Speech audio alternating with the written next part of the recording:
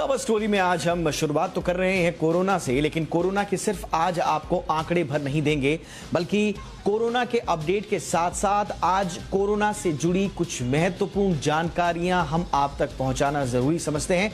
तो आज किन किन खबरों पर रहेगी हमारी नजर, ये जरा देख लेते हैं। हम आपको बताएंगे कि कोरोना की दवा मोलनुपिराविर को लेकर क्यों आपको रहना चाहिए सतर्क, क्या है नई गाइडलाइंस। इसके अलावा जानेंगे प्रेगनेंसी के दौरान वैक्सीन ना लगाने से क्या है नुकसान, और अमेरिका से क्या कोई दोबारा ओमिक्रॉन से माफ कीजिएगा क्या कोई दोबारा हो सकता है संक्रमित, ये बताएंगे आज के शो में। और बताएंगे कि क्या सच में लंबे वक्त तक मास्क पहनने पर शरीर में बढ़ जाती है कार्बन डाइऑक्साइड।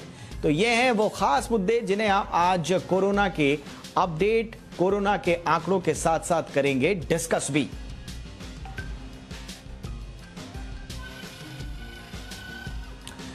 तो शुरुआत आंकड़ों से। कोरोना के मोर्चे पर हल्की सी राहत देखने को जरूर मिल रही है। बीते 24 घंटे में कोरोना की रफ्तार थोड़ी थमी जरूर है, हालांकि यह अभी भी चिंताजनक स्थिति में बनी हुई है। लेकिन अगर ओवरऑल 24 घंटे के आंकड़ों की बात करें तो बीते 24 घंटे में 2,38,018 नए मामले सामने आए हैं। हालांकि बीते दिन कोरोना से 24 घंटे के भीतर 310 मरीजों की मौत भी हुई है। इस दौरान 1,57,000 लोग ठीक भी हुए हैं। साथ ही देश में अब एक्टिव केसेस की अगर बात करें तो टोटल टैली एक्टिव केसेस की 17,36,000 के पार पहुंच गई है। देश में डेली पॉजिटिविटी रेट की बात करें तो ये 14% के पार बनी हुई है और रिकवरी रेट है 94% के पास। रिकवरी रेट 94%, थोड़ा चिंताजनक इसीलिए कही जाएगी क्योंकि राहत तब लेता है देश जब रिकवरी रेट 99% के आसपास होती है। तो ये उससे कहीं पीछे अभी, लेकिन उम्मीद यही है कि जैसे जैसे ओमिक्रॉन का साया खत्म होगा रिकवरी रेट भी बढ़ती जाएगी।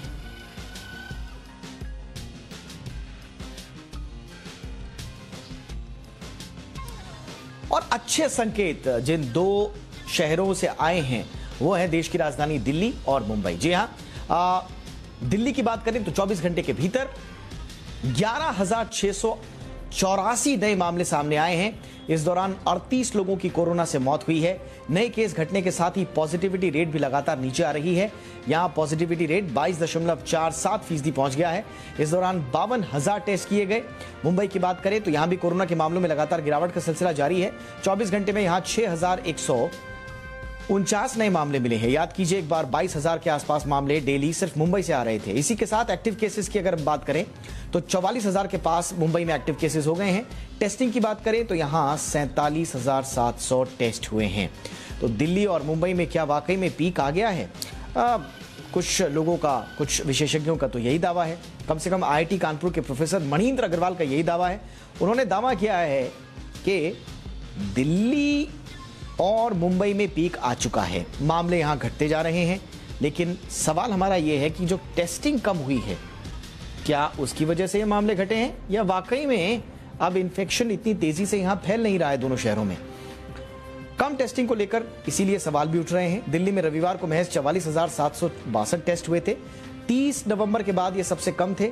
सिर्फ जनवरी के आंकड़े देखें तो 12 जनवरी को 1 लाख टेस्ट हुए थे, जो आज घटकर 52,000 के आसपास पहुंच चुके हैं। वहीं अगर हम मुंबई की बात करें तो मुंबई में भी 47,000 टेस्ट हुए हैं, जबकि एक दौर ये भी था मुंबई में जब 70,000 के पार डेली टेस्ट हो रहे थे। तो ये टेस्ट की संख्या क्यों घटी, और ये टेस्ट की संख्या घटने का ही असर ये है कम हमें संक्रमण देखने को मिल रहे हैं, ये एक बहुत बड़ा प्रश्न चिन्ह है। लेकिन बहरहाल जो ट्रैजेक्टरी है वो अब स्टेबल से डाउनवर्ड्स की तरफ जा रही है। तो वो थोड़ा सा राहत जरूर दे रहा है कई विशेषज्ञों को, और इसीलिए कहा जा रहा है कि मुंबई और दिल्ली में अब पीक के बाद मामले थमने और उसके बाद घटने लगे हैं।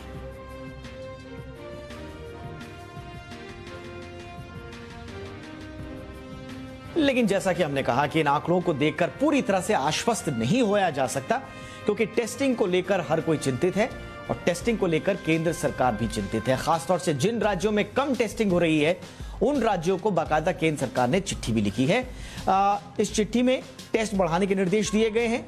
केंद्र ने राज्यों से कहा है कि बंद और घनी आबादी वाले इलाके और कोविड हॉटस्पॉट पर रहने वाले लोगों की टेस्टिंग को बढ़ाया जाना चाहिए। इसके अलावा कोरोना संक्रमित से संक्रमण संपर्क में आने वाले हाई रिस्क वाले व्यक्तियों का टेस्ट भी किया जाना चाहिए। राज्यों को केंद्र की एडवाइजरी आईसीएमआर के उस फैसले के बाद आई है जिसमें कोरोना पॉजिटिव के संपर्क में आए लोगों को भी कोरोना की जांच कराना जरूरी नहीं बताया गया था।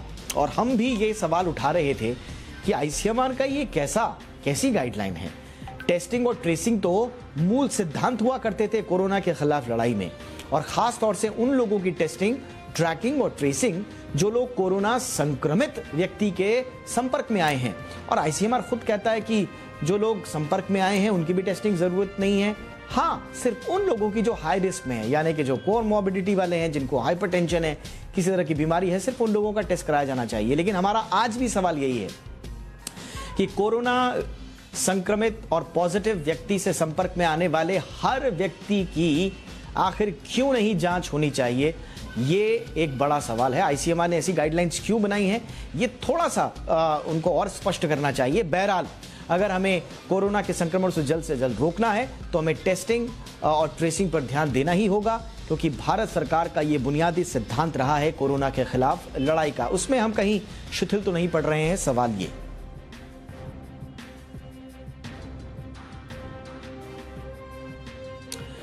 और कोरोना महामारी की तीसरी लहर ने लोगों को इतना डरा दिया कि लोग बिना डॉक्टरी सलाह के दवाओं का इस्तेमाल करने लगे। और जैसा कि हमने फर्स्ट लहर और सेकंड लहर में देखा था कि जिस दवा के बारे में ज्यादा चर्चा सुनी, तुरंत से उसकी स्टॉकिंग कर ली, होर्डिंग कर ली, या फिर आनन फानन में उसको लेना शुरू कर दिया बिना डॉक्टरी सलाह के। इन दिनों ऐसी एक दवाई मोलनुपिराविर दवा भी काफी चर्चा में रही। इसका इस्तेमाल भी धड़ल्ले से किया जा रहा है। लेकिन क्या आप जानते हैं कि इस दवा के फायदे कम और नुकसान ज्यादा हैं? जरा समझ लीजिए फायदे और नुकसान के बारे में। और अगर आप पूरी तरह से समझना चाह रहे हैं इस दवा के बारे में तो ये रिपोर्ट देख लीजिए। कोरोना की मौजूदा लहर ने चिंताएं बढ़ा दी हैं। हर दिन 2 लाख के करीब मामले सामने आ रहे हैं। तीसरी लहर के बीच इन दिनों मोलनुपिराविर दवा काफी चर्चा में है। कुछ लोग इसे कोरोना के खिलाफ रामबाण दवा बता रहे हैं। इस दवा को डीजीसीआई की तरफ से मंजूरी भी मिल चुकी है। इस दवा की मंजूरी के बाद कंपनियां इसकी मार्केटिंग करने में लगी हैं। ऐसे में ये आसानी से मेडिकल स्टोर्स पर उपलब्ध है। लोग हल्के बुखार आने पर भी इस दवा का इस्तेमाल कर रहे हैं। अगर आप भी कोरोना से बचने के लिए इस दवा का इस्तेमाल करने की सोच रहे हैं तो ठहरिए। मोलनुपिराविर दवा को आईसीएमआर ने मान्यता नहीं दी है। Indian council of medical research ने इस दवा को लेकर चिंता भी जाहिर की है। विशेषज्ञों की माने तो इस दवा का इस्तेमाल अंतिम विकल्प के तौर पर किया जाता है, क्योंकि इसके फायदे कम और नुकसान ज्यादा हैं। मोलनुपिराविर दवा कोविड वायरस के आरएनए में बदलाव करती है। इसे तकनीकी भाषा में म्यूटेशन कहते हैं। अगर ये म्यूटेशन बाहर आ गया और अगर इसने विकराल रूप ले लिया तो इससे तैयार हुआ म्यूटेंट नई लहर ला सकता है। इसके साथ ही गर्भवती महिलाएं अगर इस दवा को लेती हैं तो उनके बच्चे पर उल्टा असर पड़ सकता है। अमेरिका में मोलनुपिराविर दवा पर क्लिनिकल ट्रायल हुआ, लेकिन ये दवा कारगर साबित नहीं हुई। क्लिनिकल ट्रायल में 700 लोगों पर रिसर्च की गई, जिनमें से सिर्फ 3% लोगों पर ही इस दवा का असर देखने को मिला। इस ट्रायल के मुताबिक अगर 33 लोग इस दवा का इस्तेमाल करते हैं तो सिर्फ एक व्यक्ति को इससे प्रोटेक्शन मिलने की संभावना है। कोरोना इलाज को लेकर रेमडेसिविर से लेकर कई दवाओं का इस्तेमाल किया जा चुका है, लेकिन इन सभी दवाओं के फायदे कम और नुकसान ज्यादा दिखे। मसलन ब्लैक फंगस, व्हाइट फंगस से लेकर किडनी, हार्ट, डायबिटीज तक की समस्याएं आने लगी। ऐसे में जब तक दवा का सही ट्रायल न हो जाए तब तक इन दवाओं के इस्तेमाल से बचना चाहिए। साथ ही किसी भी दवा के इस्तेमाल से पहले डॉक्टर की सलाह जरूर लें और याद रखें, मास्क और वैक्सीन ही आपको इस बीमारी से बचा सकती है। ब्यूरो रिपोर्ट, जी मीडिया। देश में टीकाकरण का अभियान तो बहुत जोर शोर से आगे बढ़ा, पूरी दुनिया ने इसकी तारीफ भी की, लेकिन जो लोग टीकाकरण अभियान में पीछे छूट गए उनमें एक बहुत बड़ा तबका प्रेग्नेंट महिलाओं का भी है। जी हां, गर्भवती महिलाएं, सिर्फ 20% ऐसी गर्भवती महिलाएं हैं देश में जिनको टीका लगा हुआ है। 80% गर्भवती महिलाओं को टीका नहीं लगा है। और ये इसलिए गंभीर है क्योंकि हालिया एक शोध सामने आया है और उसमें पाया गया है कि गर्भवती महिलाओं को कोरोना का खतरा ज्यादा है, और अगर ऐसे में टीका नहीं लिया गया है तो गर्भवती महिला के साथ साथ उसके होने वाले बच्चे पर भी प्रतिकूल असर पड़ सकता है। ये रिपोर्ट देखिए।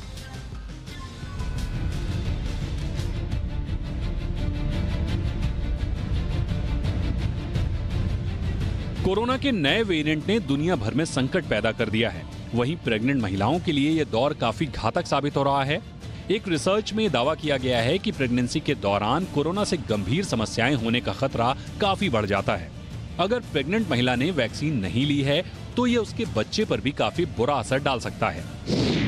ब्रिटेन की यूनिवर्सिटी ऑफ एडिनबरा के वैज्ञानिकों के मुताबिक डिलीवरी डेट के 28 दिन पहले प्रेग्नेंट महिलाओं को ज्यादा सावधान रहने की जरूरत है। अगर डिलीवरी से पहले प्रेग्नेंट महिला में संक्रमण फैलता है तो बच्चे की मौत भी हो सकती है।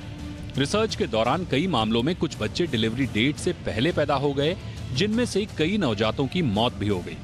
ऐसे में वैज्ञानिकों ने प्रेग्नेंट महिलाओं को भी जल्द से जल्द वैक्सीन की दोनों डोज लेने की सलाह दी।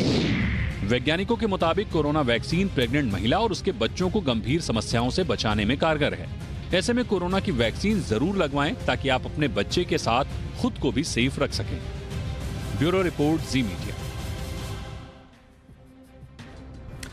और वैक्सीन लेना सिर्फ प्रेग्नेंट महिलाओं के लिए नहीं बल्कि सब के लिए जरूरी है, खास तौर से उनके लिए जो लोग ये समझ रहे हैं कि ओमिक्रॉन अगर हमें हो भी गया तो ये तो ब्लेसिंग इन डिस्गाइज हो जाएगा, हमारे लिए तो ये बूस्टर डोज की तरह हो जाएगी।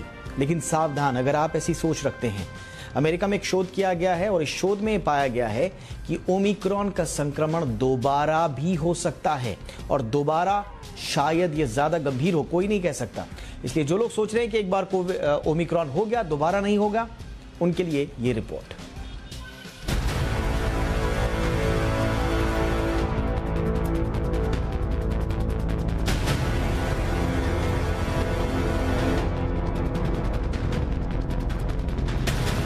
ओमिक्रॉन से एक बार संक्रमित हो चुके हैं तो सावधान हो जाइए, क्योंकि आप कुछ ही महीनों में दूसरी बार भी ओमिक्रॉन से संक्रमित हो सकते हैं। ऐसा अमेरिका के वैज्ञानिकों ने दावा किया है कि कोई भी व्यक्ति 2 बार भी कोरोना के ओमिक्रॉन वेरिएंट से संक्रमित हो सकता है। अमेरिका के महामारी विशेषज्ञ एरिक फीगलडीन और अमेरिका के बफेलो विश्वविद्यालय संक्रमण रोग प्रमुख स्टैनले वीज ने दावा किया है कि अगर कोई व्यक्ति कोरोना के ओमिक्रॉन वेरिएंट से संक्रमित होकर ठीक हो गया है, तब भी संभव है कि वो व्यक्ति कुछ ही महीनों में दूसरी बार भी ओमिक्रॉन वेरिएंट से संक्रमित हो जाए। अमेरिकी विशेषज्ञों का मानना है कि पहली बार ओमिक्रॉन वेरिएंट से संक्रमित होने के बाद अगर किसी व्यक्ति में ठीक से इम्यून रिस्पांस यानी रोग प्रतिरोधक क्षमता विकसित नहीं होती है तो उस व्यक्ति को कुछ ही महीनों में दूसरी बार भी ओमिक्रॉन का वेरिएंट संक्रमित कर सकता है। दूसरी बार ओमिक्रॉन से संक्रमित होने का सबसे ज्यादा खतरा कैंसर, किडनी फेलियर, हाइपरटेंशन और डायबिटीज से पीड़ित लोगों को है। इन लोगों में ओमिक्रॉन से दूसरी बार संक्रमित होने का खतरा सबसे ज्यादा है और इन लोगों के लिए एक्सपर्ट्स की यही सलाह है कि ये लोग अपने स्वास्थ्य की लगातार मॉनिटरिंग करते रहें और किसी भी तरह की समस्या आने पर डॉक्टर से संपर्क कर सलाह लें। और अगर एक बार ओमिक्रॉन से संक्रमित हो चुके हैं तब बाहर जाते समय मास्क जरूर लगाएं और भीड़ भाड़ में ना जाएं। यदि आपकी उम्र 60 साल से ऊपर है और वैक्सीन की 2 डोज लगवा चुके हैं तो बूस्टर डोज जरूर लगवाएं। ब्यूरो रिपोर्ट, जी मीडिया। कोरोना जब से शुरू हुआ है, जी बिजनेस ने अपने दर्शकों को हमेशा एक महत्वपूर्ण सलाह यह दी है कि मास्क हमेशा पहने। हमने एक सीरीज भी चलाई थी, मास्क से मजाक नहीं, या मास्क है मजाक नहीं। कई लोगों ने हमसे शिकायत करी और आप आम लोगों में ये धारणा सुनते होंगे कि मास्क ज्यादा देर तक पहनेंगे तो हो सकता है हमारे लिए ही खतरनाक हो। और इसके पीछे एक लॉजिक दिया जाता था कि मास्क ज्यादा पहनने से जो CO2 होती है वही हमारे शरीर में वापस प्रवेश कर जाती है, उससे फेफड़े को और बाकी जो हमारे ऑर्गन्स हैं उनको तरह तरह की बीमारियां होती हैं, उनको नुकसान पहुंचता है। तो क्या वाकई में मास्क पहनने से कार्बन डाइऑक्साइड इंटेक आपका ज्यादा हो जाता है? ये एक ऐसी मिथ है, ऐसा भ्रम है जो बीते 2 साल से अभी तक दूर नहीं हुआ। अमेरिका में एक शोध हुआ है, शायद अगर आपके दिल में भी ये भ्रम है तो वो अब दूर हो जाए।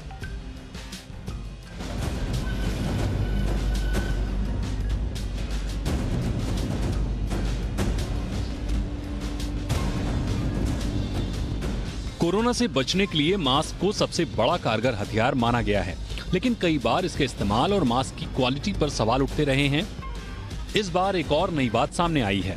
झारखंड के जामताड़ा से कांग्रेस विधायक और MBBS डॉक्टर इरफान अंसारी के मुताबिक मास्क लगाने से हमारे शरीर में CO2 यानी कार्बन डाइऑक्साइड की मात्रा बढ़ जाती है, जो बेहद खतरनाक है। ऐसे में डॉक्टर इरफान ने मास्क ज्यादा समय तक न लगाने की सलाह दी है। मैं बता रहा हूँ जी, MBBS डॉक्टर बता रहा हूँ, मैं विधायक के तौर पर नहीं कह रहा हूँ जी। डॉक्टर के ज्यादा मास्क मत लगाएं, भीड़ भाड़ जगह पे लगाएं। अब सवाल उठता है कि MBBS कांग्रेस विधायक की बातों में कितनी सच्चाई है। तो इस सवाल का जवाब है अमेरिका की एक हेल्थ रिसर्च में। अमेरिका की health agency centre for disease control and prevention ने साफ किया है कि ज्यादा देर तक मास्क लगाने से CO2 का लेवल नहीं बढ़ता है। CDC ने यह भी बताया है कि मास्क में CO2 तुरंत बाहर निकल जाता है, इसलिए आपको इससे घबराने की जरूरत नहीं है। विशेषज्ञों के मुताबिक अगर आपने मास्क नहीं लगाया है तो कोरोना का खतरा काफी बढ़ जाता है, इसलिए घर से बाहर निकलने पर मास्क जरूर लगाएं। विशेषज्ञों की माने तो कपड़े का मास्क ओमिक्रॉन वेरिएंट को रोकने में ज्यादा कारगर नहीं है, इसलिए आपको N95 मास्क का इस्तेमाल करना चाहिए। N95 मास्क वायरस से आपकी 95% और बैक्टीरिया से 100% रक्षा करता है। ब्यूरो रिपोर्ट, जी मीडिया। और अब एक महत्वपूर्ण खबर को आप समझ लीजिए, देख लीजिए और इस पर हम चर्चा भी करेंगे। BIS यानी कि ब्यूरो ऑफ इंडियन स्टैंडर्ड्स बीते कुछ दिनों से लगातार कुछ खिलौना कारोबारियों के यहां छापेमारी कर रही है। आपने ये खबर देखी, पढ़ी भी होगी। इन छापों के पीछे का मकसद क्या है? दरअसल मकसद ये है कि ये सब स्टैंडर्ड खिलौने बेच रहे हैं, वो खिलौने बेच रहे हैं जो भारत सरकार के मानकों के अनुरूप नहीं है। घटिया किस्म का क्वालिटी, घटिया किस्म का प्लास्टिक, बच्चों के लिए जहरीले और जानलेवा खिलौने ये लोग धड़ल्ले से बेच रहे थे। इनमें ISI मार्क नहीं है। जो BIS ने स्टैंडर्ड्स तय किए हुए हैं, उन स्टैंडर्ड्स के ये खिलौने नहीं हैं। लिहाजा ऐसे लोगों पर हो रही है कार्रवाई। लेकिन क्या आपके घर में भी सब स्टैंडर्ड जहरीले खिलौने हैं? इस रिपोर्ट के बाद इस पर पड़ताल करेंगे। कैसे बचे इन जहरीले खिलौने से, इस पर भी करेंगे चर्चा।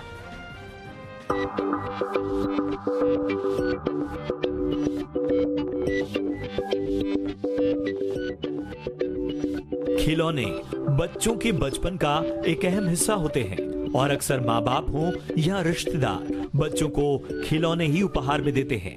लेकिन खिलौने खरीदते वक्त ज्यादातर लोग इनकी क्वालिटी पर ध्यान नहीं देते और ऐसा करना बच्चों के लिए खतरनाक साबित हो सकता है। BIS यानी भारतीय मानक ब्यूरो कई खिलौने फैक्ट्रियों और दुकानों पर छापेमारी कर रहा है, क्योंकि यहाँ मानकों के मुताबिक खिलौने नहीं बेचे जा रहे। दरअसल बच्चे सुरक्षित खिलौनों से खेल सकें, इसके लिए जनवरी 2021 से नया नियम लागू किया गया है। नियम के मुताबिक 14 साल से कम उम्र के बच्चों के खिलौनों के लिए ISI मार्क अनिवार्य है। देश में BIS के मार्क वाले खिलौने ही बनेंगे और बेचे जाएंगे। कंपनियों को खिलौने बनाने के लिए BIS सर्टिफिकेट हासिल करना होता है और ये सर्टिफिकेट खिलौनों के परीक्षण के बाद ही जारी किए जाते हैं। अगर इन नियमों की अनदेखी कोई करता है तो उसे 2 साल तक की कैद और न्यूनतम 2 लाख रुपए तक का जुर्माना या फिर दोनों सजा हो सकती है। अब सवाल उठता है कि खिलौनों के लिए BIS मार्क अनिवार्य करने की जरूरत क्यों पड़ी? तो इसका जवाब है खिलौनों से होने वाला नुकसान। 2020 से पहले जब क्वालिटी स्टैंडर्ड्स के मानक अनिवार्य नहीं थे, ऐसे में कई कंपनियां खिलौनों में खतरनाक केमिकल्स का इस्तेमाल कर रही थीं। अक्सर माँ बाप बच्चों के लिए मुलायम और लचीले खिलौने खरीदते हैं, क्योंकि इनसे चोट लगने का डर नहीं होता। लेकिन ये खिलौने ज्यादा खतरनाक होते हैं। मुलायम प्लास्टिक से बने खिलौनों में थायलेट पाया जाता है। Centre for science and environment की रिपोर्ट के मुताबिक इससे बच्चों की किडनी और लिवर पर बुरा असर पड़ सकता है। आयात किए गए खिलौनों में आर्सेनिक, सीसा और पारा कई बार बहुत ज्यादा मात्रा में होता है, जिससे बच्चों के स्वास्थ्य को काफी नुकसान पहुंचता है। एक स्टडी में हार्ड, सॉफ्ट और फोम प्लास्टिक मटेरियल से बने खिलौनों में करीब 419 केमिकल पाए गए थे। इसमें से 126 केमिकल ऐसे हैं जो बच्चों में कैंसर जैसे कई बड़ी बीमारियों की वजह बन सकते हैं। नेशनल सेफ किड्स प्रोग्राम के आंकड़ों के मुताबिक 2020 में 4 साल से कम उम्र के 1 लाख से ज्यादा बच्चे खिलौनों की वजह से अस्पताल पहुंचे। भारत में खिलौनों का कारोबार बहुत बड़ा है। हमारे देश में ज्यादातर खिलौने चीन, थाईलैंड और फिलीपींस से आयात होते हैं। BIS मानक लागू होने के बाद आयात होने वाले खिलौनों को भी मानकों पर खरा उतरना होता है। तो बच्चों की खातिर जब भी आप कोई खिलौना खरीदें तो उसमें ISI मार्क जरूर देखें। इसके अलावा BIS केयर ऐप के जरिए सर्टिफाइड निर्माता, विक्रेता और उत्पादों की जानकारी प्राप्त कर सकते हैं। अमरीश पांडे, जी मीडिया। और इस महत्वपूर्ण मुद्दे पर चर्चा के लिए इस वक्त मेरे साथ बेहद खास मेहमान जुड़ चुकी हैं। हमारे साथ हैं डॉक्टर जागृति संघवी, जो कि नानावती हॉस्पिटल में शिशु रोग विशेषज्ञ हैं। डॉक्टर जागृति, आपका बहुत बहुत स्वागत है।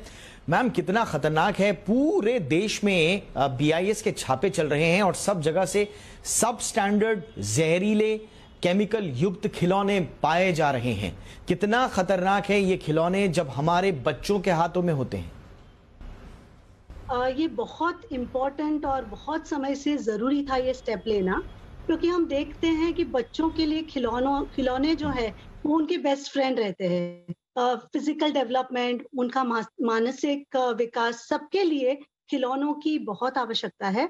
और काफ़ी दफ़ा माता पिता जो है वो सस्ते और सुंदर दिखने वाले टॉयज लेने के उत्साह में ये भूल जाते हैं कि सबसे इम्पोर्टेंट चीज़ जो रहती है कोई भी खिलौना खरीदने की, वो है सुरक्षा। तो बच्चा उस खिलौनों से सुरक्षित है कि नहीं, वो सबसे इम्पोर्टेंट है। और इसलिए ये बहुत बड़ी बात है कि हम ये पहल कर रहे हैं और ये कंपलसरी कर रहे हैं कि हम ISI सर्टिफिकेशन या BIS के मानक के अनुसार ही इवन आयात किए हुए जो खिलौने हैं, जैसे आपने बताया कि चीन से ज्यादातर काफी चीप क्वालिटी के खिलौने जो है वो इंडिया में इंपोर्ट होते हैं। तो ये बहुत अच्छी बात है कि अभी BIS स्टैंडर्ड के नहीं अगर होगा तो वो गैर कानूनी होगा। अब क्या जरूरी है पेरेंट्स के लिए ये ध्यान में रखना कि कौन से टॉयज किस तरह से खरीदे। तो सबसे इम्पोर्टेंट ये है कि कोई भी प्लास्टिक टॉय के ऊपर एक ये स्टैंडर्ड या सर्टिफिकेशन देखना जरूरी है। नॉन टॉक्सिक ऐसा काफी टॉयज पे लिखा रहता है, तो वो इम्पोर्टेंट है। पेंटेड जो टॉयज है उसमें जैसे लेड वाले जो पेंट्स है वो बहुत नुकसान करते हैं, क्योंकि लेड जो है वो लेड पॉइजनिंग करके अपने शरीर के अंदरूनी ऑर्गन्स है, ब्रेन है, वहां तक भी उसका नुकसान कर सकता है। तो लेड फ्री जो पेंट्स जो रहते हैं या फिर लेड फ्री खिलौने हैं वो लेना जरूरी है। दूसरा, आप देखते होंगे कि काफी खिलौनों के ऊपर एज एक लिखे रहते हैं कि safe for this age to this age. तो ये सिर्फ बच्चों के मानसिक स्तर या इंटेलिजेंस लेवल के लिए या मैच्योरिटी के लिए नहीं लिखा रहता है, वो सेफ्टी के लिए भी लिखा रहता है। जैसे कुछ छोटे छोटे पार्ट्स रहते हैं, कोई भी टॉय रहता है जिसमें छोटे पार्ट्स रहते हैं, वो बच्चे के मुंह से अगर छोटे रहे तो वो यूज नहीं करना है, विदाउट सुपरविजन तो बिल्कुल ही नहीं करना है। तो काफी वेस्टर्न कंट्रीज में तो ये एक स्टैंडर्ड रहता है कि 4 साल से कम उम्र के बच्चे के लिए कोई भी टॉय 4 या 4.4 सेंटीमीटर से कम साइज का नहीं होना चाहिए। तो साइज जो है वो भी बहुत इंपॉर्टेंट रहता है। और दूसरा एक चीज देखना है कि प्लास्टिक का अगर आप टॉय इस्तेमाल करते हैं तो वो थिक प्लास्टिक से बनाओ, क्योंकि अगर पतला प्लास्टिक हो तो वो टूट इजीली जा सकता है, और अगर टूटता है तो उसके शार्प एजेस जो है वो बच्चों को नुकसान या चोट पहुंचा सकते हैं। आईज वगैरह में भी बच्चों के जाके या मुंह में जाके ब्लीडिंग वगैरह कर सकते हैं। तो ये जानलेवा भी हो सकता है और शरीर को हानि भी पहुंचा सकते हैं। तो ये चीज जो है वो बहुत जरूरी देखनी है। इसके अलावा हम अगर देखेंगे तो काफी बच्चे आजकल बैटरी ऑपरेटेड टॉयज भी यूज करते हैं। तो जो बैटरीज है उसका जो कंपार्टमेंट है वो बंद रहना चाहिए। ज्यादातर उसमें स्क्रूज रहते हैं, तो वो स्क्रूज भी ढीले नहीं पड़ने चाहिए। पेरेंट्स को देखना बहुत जरूरी है। और काफी सारे टॉयज बच्चों के बटन बैटरीज या लिथियम वाले छोटे बैटरीज के साइज के आते हैं, वो बैटरीज बहुत नुकसान कर सकते हैं। अगर बच्चा जो है वो मुंह में डाल के अगर चोक हो जाता है उस पे, तो या तो उसकी अन्न नली में या तो सांस की नली में वो फंस सकता है। और अगर वो फंस गया तो अपार्ट फ्रॉम द फैक्ट कि उसे सफोकेशन होके उसका रेस्पिरेशन में अफेक्ट होने के अलावा उससे केमिकल बर्न्स भी हो सकते हैं। वो बहुत नुकसान देते हैं उन्हें, मतलब हम लोग उसे एक मेडिकल इमरजेंसी समझते हैं कि उसे हम 1 घंटा भी नहीं छोड़ सकते हैं। तो केमिकल बर्न्स, इंटरनल ब्लीडिंग। हाँ, और एक अभी टॉय है जिसमें बहुत सारे छोटे छोटे मैग्नेटिक बीड्स रहते हैं, तो वो मैग्नेट जो हाई मैग्नेटिक पावर वाले रहते हैं वो भी इंटरनल ऑर्गन्स को बहुत नुकसान पहुंचा सकते हैं। तो ये सारी जो चीजें हैं वो पेरेंट्स को ध्यान में रखनी है, न कि ऐसे ही कोई ट्रेंड में आके टॉयज खरीद लिए बच्चे के लिए कि ये ट्रेंडी है तो चलो हम भी ये दे दें बच्चों को। तो ये बहुत बहुत जरूरी है कि ये सब चीजें देखें, क्योंकि सुरक्षा जो है वो सबसे सबसे अनिवार्य है अपने बच्चे के लिए। इसके अलावा सॉफ्ट टॉयज भी बहुत ध्यान में रखना जरूरी, काफी चीप क्वालिटी के। हाँ जी जी जी, आपने बहुत इंपॉर्टेंट बातें बोली मैम। अगर मैं इनको एक समराइज करने की कोशिश करूं तो 4 चीजें लोग जो हैं वो देखते हैं जब बच्चों के लिए खिलौने लेने जाते हैं। पहला कि वो कितना सॉफ्ट है बच्चों के लिए, दूसरा कि वो कितना रिएक्टिव है, मसलन उसमें किस तरह के रिएक्शंस हो रहे हैं, ऑटोमेटिक है या चाबी से चलता है तो रिएक्शन कितना है उसका, दूसरा ये देखते हैं। तीसरा स्वाभाविक रूप से ये देखा जाता है कि वो कितना सस्ता है उनकी जेब में ये फिट हो रहा है या नहीं हो रहा है, और चौथी चीज जो वो देखते हैं कि ये कितना चमकीला है, बच्चों को अट्रैक्टिव लगेगा या नहीं लगेगा। लेकिन इन चारों चीजों के अलावा अब बच्चों के भविष्य को, उनकी सेहत को भी ध्यान में रखकर बच्चों को खिलौने चूज करने होंगे मैम। यही है इस पूरे मुहिम का सार। बिल्कुल बिल्कुल। और एक चीज मैं बताना चाहती थी कि जो सॉफ्ट टॉयज रहते हैं उसमें काफी बार बहुत बुरी क्वालिटी का फोम या कॉटन या फाइबर अंदर रहता है, और अगर उसकी जो सीम्स है अगर वो फट गई हो तो वो बाहर आके वो बच्चे कभी कभी मुंह में डालते हैं और उससे भी उनको टॉक्सिन या जहरीलापन जो है उनके शरीर में जा सकता है। कभी कभी छोटे छोटे बीड्स रहते हैं वो सॉफ्ट टॉय को और सॉफ्ट बनाने के लिए, और वो जो है वो थूक या पानी के कांटेक्ट में आने से वो साइज में बढ़ जाते हैं और उससे भी बच्चे चोक हो सकते हैं। तो safety in toys is the most important thing. As a paediatrician मैं अगर बोलूंगी तो ये सुंदर, सस्ता, टिकाऊ वो सब एक बाजू है और सुरक्षा जो है वो सबसे ऊपरी है। तो पेरेंट्स को ये ध्यान में रखना जरूरी है। बिल्कुल मैम। और मैम आप तो शिशु रोग विशेषज्ञ हैं, स्वाभाविक रूप से बच्चों के बचपन के बारे में आप बहुत ज़्यादा जानती हैं। माँ बाप के लिए भी आपने बहुत सारे टिप्स दिए हैं। सरकारों के लिए BIS बहुत अच्छा काम कर रहा है, प्रोएक्टिव होके इस तरह के फैक्ट्रीज पर और कारोबारियों पर क्रैकडाउन कर रही है। लेकिन सरकार से आप क्या अपेक्षा रखेंगी, क्योंकि जैसा कि हमने रिपोर्ट पे भी बताया कि गेमिंग का कारोबार, खिलौनों का कारोबार बहुत बड़ा है, और खास तौर से जब प्रधानमंत्री नरेंद्र मोदी ने कुछ दिन पहले मन की बात कार्यक्रम में खिलौनों के कारोबार का जिक्र किया था, तब से लेकर बिजनेस पॉइंट ऑफ व्यू से भी बहुत ज्यादा उत्साह है कारोबारियों में कि हम खिलौने बनाने के लिए आए, मैन्युफैक्चरिंग में आए, विदेशों की बजाय हम घर में ही मैन्युफैक्चर करें और उनको हमारे बच्चों तक पहुंचाएं। लेकिन सरकारों को किस तरह का ध्यान रखना होगा कि सब स्टैंडर्ड और जहरीले खिलौने बच्चों तक ना पहुंच पाएं? सर, ये जो BIS और ISI सर्टिफिकेशन का मुहिम है उसे बहुत सिंसियरली और सीरियसली लेना है। उसे बिल्कुल ही लूजली नहीं ले, मतलब जैसे हमने स्टार्ट किया है कि छापे हम डाल रहे हैं, तो कभी कभार अपने देश में ऐसा होता है कि लोग छूट जाते हैं फॉर सम और द अदर रीजन। तो इसे जितना हम स्ट्रिक्टली इम्प्लीमेंट करेंगे उतना लोग उसे ज्यादा सीरियसली लेंगे, तो ये जरूरी है। और जैसे आपने बताया, हमारे देश में अगर हम पुराने जमाने में देखेंगे तो बहुत सारे अच्छे वुडन टॉयज भी बनते थे और मिलते थे, तो उसे हम वापस शुरू कर सकते हैं, क्योंकि वुड जो है वो बहुत it is very good for the growth of the child also, और ये हमारे देश की स्पेशलिटी थी। तो ये इसे हम वापस करेंगे तो हमारे देश का कारोबार भी बढ़ता जाएगा, एट द सेम टाइम हम हमारे बच्चों को सुरक्षित टॉयज दे पाएंगे, तो ये जरूरी है। बिल्कुल मैम, और मुझे लगता है कि ये हर तरह से न सिर्फ हमारे बच्चों के बचपन को सुरक्षित रखने के लिए, बल्कि कारोबारियों के और जो नए उद्यमी हैं उनके भविष्य को सुरक्षित रखने के लिए ये बड़ा इंपॉर्टेंट होगा, बड़ा लाजमी होगा कि हम न सिर्फ उन कारोबारियों पर क्रैकडाउन करें जो सब स्टैंडर्ड माल बेच रहे हैं, और साथ ही साथ उन उद्यमियों को, उन लोगों को प्रोत्साहित भी करें जो लोग हमारे पारंपरिक जो खिलौने हैं, लकड़ी के खिलौने, जो हमारे आसपास के पाई जाने वाली चीजों के बने हुए खिलौने हैं जो सुरक्षित हैं बच्चों के लिए, उनसे बने हुए खिलौने बाजार में लाएं। बहुत बहुत शुक्रिया मैम, इस महत्वपूर्ण विषय पर आपने अपना नजरिया रखा, आपका बहुत बहुत शुक्रिया। देश में जब से कोरोना महामारी का आगमन हुआ है तब से छोटे लेन देन, कैशलेस लेन देन यानी कि डिजिटल लेन देन का प्रचलन बढ़ा है, और साथ ही साथ हमारी बैंकिंग सिस्टम भी कुछ मजबूत हुआ है, खासतौर से छोटे ट्रांजैक्शंस को लेकर। लेकिन जैसे जैसे बैंकिंग सिस्टम आगे बढ़ रहा है, बैंकिंग फ्रॉड्स भी बढ़ रहे हैं और अब तो फ्रॉड का खतरा इतना ज्यादा हो गया है कि डेलॉयट इंडिया की एक रिपोर्ट के मुताबिक अगले 2 सालों में बैंक से जुड़े फ्रॉड्स के मामले और भी बढ़ सकते हैं।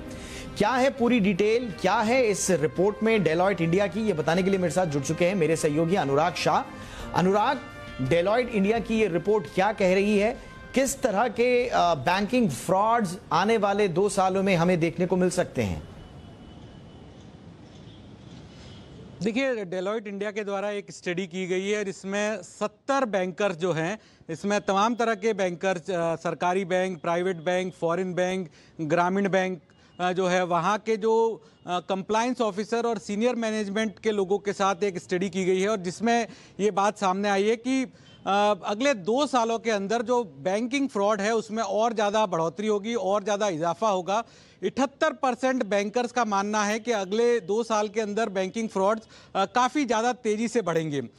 इसके अंदर जो बैंकर्स का ये भी मानना है कि रिटेल बैंकिंग से जुड़े जो फ्रॉड है उसमें इजाफा होगा।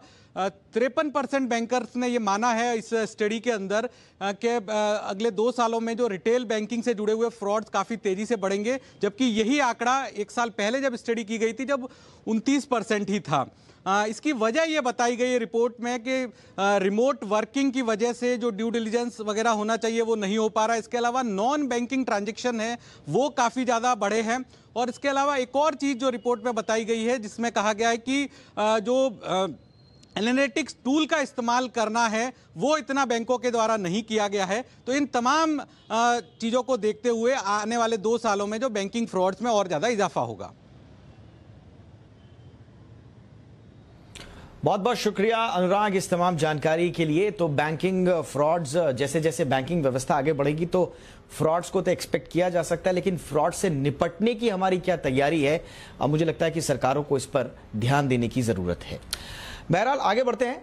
सुप्रीम कोर्ट की ओर से कंज्यूमर के हक में एक शानदार ऑब्जर्वेशन आया है। सुप्रीम कोर्ट ने केंद्र सरकार को कहा है कि होम बायर को बिल्डर की चालाकियों से बचाने के लिए पूरे देश में एक मॉडल बिल्डर बायर एग्रीमेंट होना चाहिए और सरकार को कहा है, केंद्र सरकार को, कि आप बनाइए, इसमें क्या प्रॉब्लम्स हैं ये बताइए।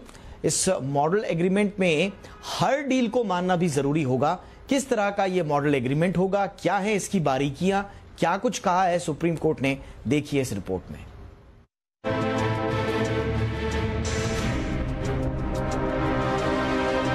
घर खरीदारों को बिल्डर की मनमानी से बचाने के लिए सुप्रीम कोर्ट सामने आया है और केंद्र से मकान खरीदारों और बिल्डरों के लिए पूरे देश में एक मॉडल बिल्डर बायर एग्रीमेंट बनाने का सुझाव दिया है। हालांकि केंद्र सरकार के act real estate regulatory authority RERA ने घर खरीदारों के हितों को देखते हुए पूरे देश के लिए एक यूनिफॉर्म एग्रीमेंट मॉडल बनाया हुआ है, जिसमें राज्य अपनी सुविधा अनुसार कुछ बदलाव के साथ इसे लागू कर सकते हैं। लेकिन फिलहाल बिल्डर एग्रीमेंट को लेकर मनमानी करते नजर आते हैं, जिसका बड़े स्तर पर खामियाजा घर खरीदार उठाते हैं। पहले समझते हैं कि आखिर बिल्डर बायर एग्रीमेंट क्या है। जब भी कोई घर खरीदार बिल्डर से फ्लैट या घर की बुकिंग करवाता है या खरीदता है तो दोनों के बीच एक समझौता होता है। इस एग्रीमेंट में घर खरीदी से संबंधित नियम और शर्तें होती हैं, मसलन घर का साइज, गुणवत्ता से लेकर कीमत और इसे चुकाने के तरीके जैसी जरूरी शर्तें। इन शर्तों में मेंटेनेंस, बिजली, कॉमन एरिया फैसिलिटी जैसी कई और सुविधाओं का जिक्र होता है। ये शर्तें इतनी कानूनी और टेक्निकल भाषा में होती हैं कि एक आम आदमी के लिए समझना थोड़ा मुश्किल हो जाता है। ऐसे में आमतौर पर देखा गया है कि बिल्डर फ्लैट बेचते समय बायर से अपने फायदे का एग्रीमेंट करवा लेते हैं। अब बताते हैं कि बिल्डर बायर एग्रीमेंट में ऐसी क्या बातें होती हैं जो आगे चलकर बायर के लिए मुसीबत का सबब बनती हैं। बिल्डर एग्रीमेंट में ये तो लिखता है कि पेमेंट में देरी करने पर बायर को पेनल्टी देनी होगी, लेकिन एग्रीमेंट में इस बात का जिक्र धुंधला या नहीं होता कि अगर बिल्डर तय समय पर घर नहीं दे पा रहा है तो बायर को हर्जाना मिलेगा। साथ ही एग्रीमेंट में घर के स्पेसिफिकेशन को लेकर बातें कुछ साफ साफ नहीं होती, मसलन एग्रीमेंट में डिजाइन, लेआउट, एमिनिटीज से लेकर मटेरियल की क्वालिटी को लेकर बिल्डर की कोई जवाबदेही नहीं होती। ऐसे में सुप्रीम कोर्ट की ओर से हुई पहल के बाद अगर देशव्यापी मॉडल बिल्डर बायर एग्रीमेंट बनता है तो इसमें रियल एस्टेट में पारदर्शिता आएगी और फ्लैट खरीदारों को धोखाधड़ी का सामना नहीं करना पड़ेगा। ब्यूरो रिपोर्ट, जी मीडिया। और आइए अब कुछ सियासी गलियारों की खबरें ले लेते हैं और बात करते हैं पंजाब की। पंजाब में आपको याद होगा केजरीवाल साहब ने कुछ दिनों पहले ऐलान किया था कि हम जनता की पसंद का सीएम अपना उम्मीदवार घोषित करेंगे। तो पंजाब विधानसभा चुनाव से पहले राज्य के सीएम के चेहरे का ऐलान आम आदमी पार्टी की ओर से कर दिया गया है और भगवंत सिंह मान को बनाया गया है आम आदमी पार्टी की तरफ से मुख्यमंत्री का चेहरा। दिल्ली के सीएम अरविंद केजरीवाल ने कहा कि पंजाब में आम आदमी पार्टी की सरकार बनने जा रही है, दावा उन्होंने किया। और पंजाब के सीएम को चुनने के लिए 21,59,000 लोगों ने वोट किया है, जिसमें से 93% लोगों ने भगवंत मान को वोट दिया। दिल्ली के सीएम अरविंद केजरीवाल के मुताबिक पंजाब में आम आदमी पार्टी की सरकार जरूर बनेगी और उनके जो चेहरे होंगे मुख्यमंत्री पद के लिए वो होंगे भगवंत सिंह मान। क्लियर कर दिया, जिसने कहा भाई अरविंद केजरीवाल, उसको हमने साइड कर दिया। उन सारे वोट्स को जो बचे उसमें 93.3% लोगों ने सरदार भगवंत मान का नाम लिया। तो भगवंत मान है आम आदमी पार्टी के मुख्यमंत्री पद के चेहरे, लेकिन कांग्रेस का मुख्यमंत्री पद का चेहरा कौन है, इसको लेकर बड़ा कंफ्यूजन है। और हाल ही में पंजाब कांग्रेस की ओर से जारी एक ट्विटर के बाद अब ये ऊहापोह की स्थिति और कंफ्यूजन को गहरा रही है।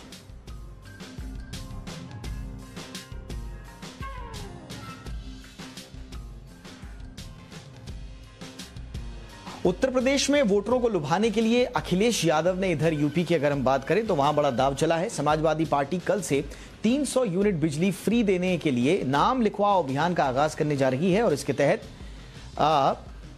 लोगों को नाम लिखवाने के लिए कहा गया है ताकि सरकार बनने पर उन्हें मुफ्त बिजली दी जा सके। अगर 300 यूनिट मुफ्त पाना चाहते हैं तो फॉर्म भरवाएं, अपना नाम लिखवाएं। और नाम इसलिए जरूरी है कि जो बिल में नाम आता है, बिल में जो नाम आता है वही नाम जरूरी है। और इधर बीजेपी सांसद रीता बहुगुणा जोशी ने केंद्रीय नेतृत्व को चिट्ठी लिखकर कहा है कि अगर उनके बेटे को टिकट देने में परेशानी है तो वो अपने पद से इस्तीफा दे सकती हैं। उन्हें अब सांसद पद का मोह नहीं रहा और वो अपना पद से इस्तीफा देकर ये चाहती हैं कि उनके बेटे को टिकट दे दिया जाए। रीता बहुगुणा चाहती हैं कि लखनऊ कैंट सीट से उनके बेटे मयंक जोशी को बीजेपी का टिकट मिले।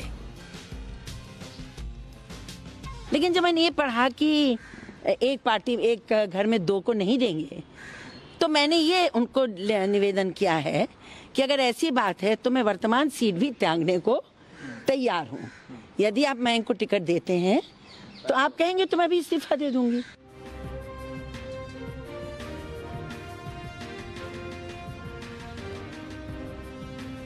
और अब आपको दिखाते हैं जम्मू कश्मीर के कुपवाड़ा की तस्वीरें। यहां सेना के जवानों ने किस तरह से एवलांच में फंसे 14 लोगों की जान बचाई, इसकी जीती जागती मिसाल बनी। इन तस्वीरों को देखिए। तस्वीरों में आप देख सकते हैं बर्फबारी के बाद अचानक एवलांच आया और कैसे ये पूरी कार दब गई थी। इस कार में 14 लोग फंसे हुए थे, जिनमें एक बच्चा भी शामिल था। इसे सेना के जवानों ने बाहर निकाला। कार से बाहर निकाले गए सभी लोग पूरी तरह से सुरक्षित हैं।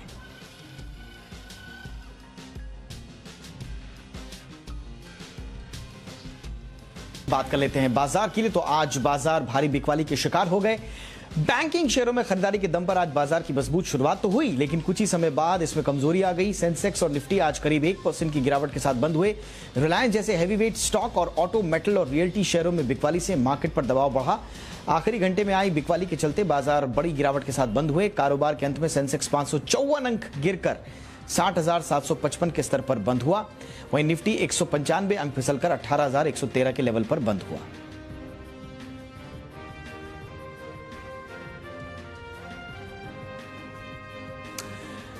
देवास के खिलाफ सुप्रीम कोर्ट के फैसले ने सरकार के पक्ष को और मजबूत कर दिया है। सुप्रीम कोर्ट ने एनसीएलटी के खिलाफ देवास की याचिका खारिज कर दी है और कोर्ट के इस फैसले के बाद वित्त मंत्री ने प्रेस कॉन्फ्रेंस करके पिछली यूपीए सरकार पर हमला भी बोला। उन्होंने कहा कि देवास यूपीए सरकार के वक्त का बड़ा घोटाला था। इस कंपनी को घोटाले की नीयत से ही बनाया गया था। एंट्रिक्स ने कौड़ियों के दाम पर स्पेक्ट्रम देवास को बेच दिया था। The Supreme Court has actually given a very comprehensive order. Agreement was signed during UPA in 2005 and post the agreement, it took 6 full years for the UPA themselves to cancel the order in 2011 against national security. That it was a fraud upon the people of India, a fraud on the treasury of India, and a fraud against the country.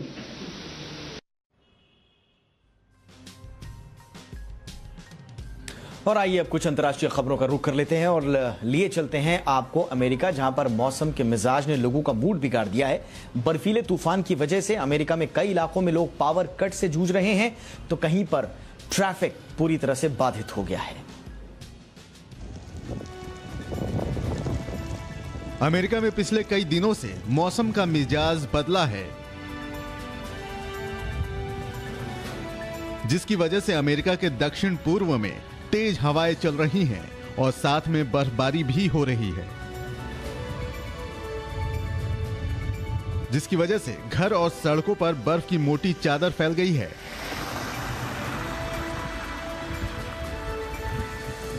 बर्फबारी होने से driving में लोगों को काफी समस्या आ रही है। अमेरिका में आए इस खतरनाक बर्फीले तूफान से कई इलाकों में बिजली आपूर्ति बाधित हो गई है और अनेक पेड़ गिर गए हैं। दक्षिण अमेरिका के कुछ हिस्सों में तूफान के कारण हवाई यातायात बाधित हुआ है। शैर्लोट डगलस अंतर्राष्ट्रीय हवाई अड्डा सर्वाधिक प्रभावित हुआ है।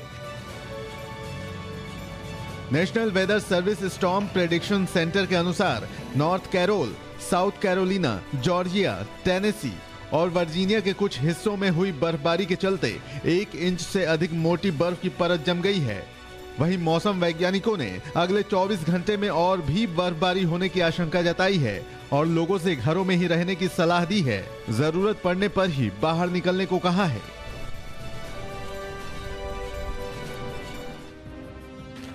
और अगली खबर है अफगानिस्तान से, जहां पर इस्लामिक स्टेट ऑफ खुरासान के पूर्व चीफ, जिसका नाम असलम फारूकी बताया जा रहा है, उसे अफगानिस्तान में ढेर कर दिया गया है। खबरों के मुताबिक उत्तर अफगानिस्तान में हुई गोलीबारी में इस्लामिक स्टेट का यह आतंकवादी मारा गया।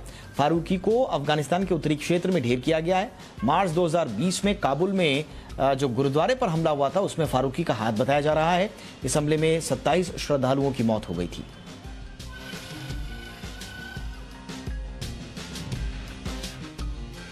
और अफगानिस्तान में कुदरत का कहर भी जारी है। यहां पर बीती रात आए भूकंप में अब तक 28 लोगों की मौत की खबर है। मारे गए लोगों में महिलाएं और बच्चे शामिल हैं। रेस्क्यू टीमें मलबे में जिंदा लोगों की तलाश कर रही है। भूकंप का झटका बदगिस राज्य में आया, जो कि बेहद दूर दराज और गरीब इलाका माना जाता है। राज्य सरकार के प्रवक्ता के मुताबिक मरने वालों का आंकड़ा बढ़ने की आशंका है, क्योंकि 800 से 1000 घर इस भूकंप में जमींदोज हो गए। घटना के वक्त ज्यादातर लोग घरों में ही थे।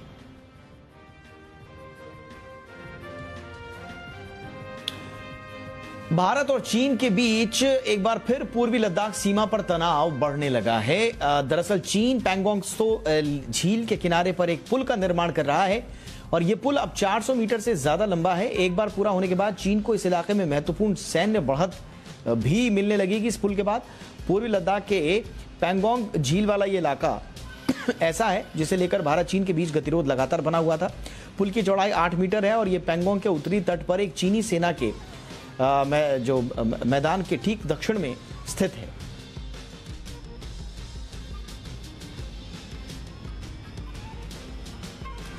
इधर उत्तर कोरिया है कि मानने का नाम नहीं ले रहा है। एक बार फिर से उत्तर कोरिया ने मिसाइल का परीक्षण किया है। टैक्टिकल गाइडेड मिसाइलों का इस परीक्षण करने के बाद पूरी दुनिया चौंकी हुई है। उत्तर कोरिया के हवाले से कहा गया है कि उसने टैक्टिकल गाइडेड मिसाइलों का परीक्षण किया है। वहीं दक्षिण कोरिया की सेना ने एक दिन पहले ही उत्तर कोरिया को 2 बैलिस्टिक मिसाइलों का परीक्षण किए जाने की बात कही थी। उत्तर कोरिया ने इस महीने 4 मिसाइलों का परीक्षण किया है।